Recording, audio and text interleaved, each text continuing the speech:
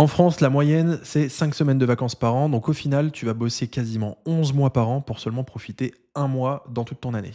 Donc ça, c'est notre système, c'est le travail. Ok, par contre, pour ton argent, il fait quoi lui pendant 12 mois? Parce que vous êtes très nombreux à garder votre argent en banque. Je vous le dis, si votre argent est en banque pendant 12 mois, il glande, il bosse pas pour vous. Et je pense que vous le voyez, hein, ceux qui ont de l'argent sur votre compte en banque depuis des années, regardez le rendement. Est-ce que vous pouvez le quantifier? Est-ce que vous pouvez savoir combien vous avez gagné d'intérêt à laisser votre argent en banque? Bon, je pense qu'on est proche du zéro de rendement, zéro progrès.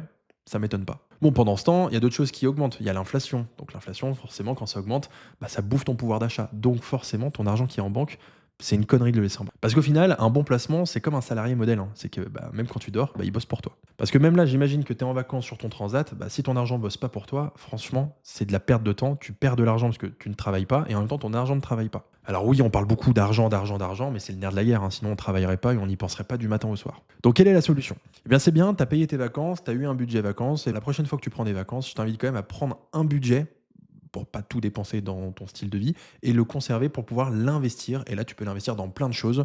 Ce que je recommande à beaucoup de mes clients, c'est déjà le mettre en assurance vie pour optimiser le patrimoine, la fiscalité sur les intérêts et sur la succession. Une fois que tes fonds sont sur ton assurance vie, là, tu vas pouvoir les investir.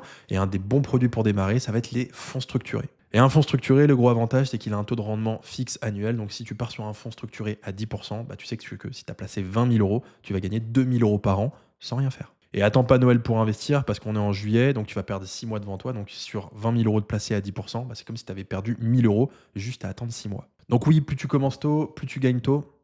Et donc plus vite tu fais un effet boule de neige, on va pouvoir réinvestir les intérêts, faire des intérêts composés. Et là, tu as ton patrimoine qui explose. Mais pour ça, il faut une vertu, la patience. Et beaucoup ne sont pas assez patients. Et donc c'est pour ça qu'ils n'investissent pas. Parce que du coup, vous dites, voilà, je veux investir et gagner de l'argent dans 3 mois, 6 mois. Ça marche pas comme ça. Si vous voulez faire des gros taux de rendement, ayez un horizon de placement long terme.